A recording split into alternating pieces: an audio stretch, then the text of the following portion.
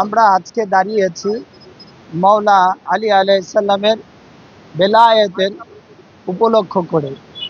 আপনারা সবাই জানেন, যদি আমরা মুমিনেরা যারা মুক্তি পেতে চাই, তারা মাওলা আলী আলাইসাল্লামের দরজায়, যারা মুক্তি পেতে চায় মাওলা আলী আলাইসাল্লামের দরগায় এবং দরজায় যেন করা নারে, বলুন সুবহানাল্লাহ।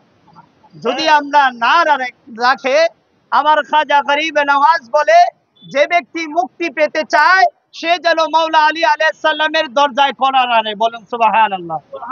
আর যদি কোরআন না আনে, তাহলে যে ওই দরজায় আসা যাওয়া করে, তোমরা তার খোঁজ খবর রাখো। আর যদি না রাখো, তাহলে বুঝতে হবে তোমরা মুমিন নয়। তোমরা যদি মুমিন, মুমিন ছাড়া মাওলা আলীর দরজায় কেউ কলা নাড়তে পারে না। অতএব যারা মুমিন, তারা মাওলা আলী আলাইহিস সালামকে মহব্বত করবে নিজের জীবনের চাইতে, ঠিক কিনা ঠিক? এই জন্য মাওলা আলী আলাইহিস সালামের বেলায়াতকে অস্বীকার করা যাবে না। আমরা আজকে দাঁড়িয়েছি মাওলা আলী আলাইহিস সালামকে ভালোবেসে। এইটা আমাদের ঈমান, এইটা আমাদের ঈমান, ঠিক কিনা ঠিক?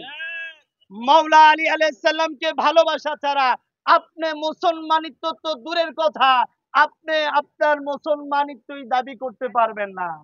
তার কারণ মাওলা আলী আলাইহিস সালাম আহলে বায়াত পাক পাঞ্জাতন আলাইহিস সালাতু ওয়াস সালামের সদস্য, ঠিক কিনা ঠিক?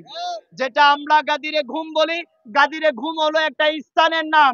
আল্লাহর নবী বিদায় হজের সময় মাওলা আলীকে দিয়ে গিয়েছেন, যে মাওলা আলী, আজকে থেকে তুমি বেলায়াতের সম্রাট, বলুন সুবহানাল্লাহ।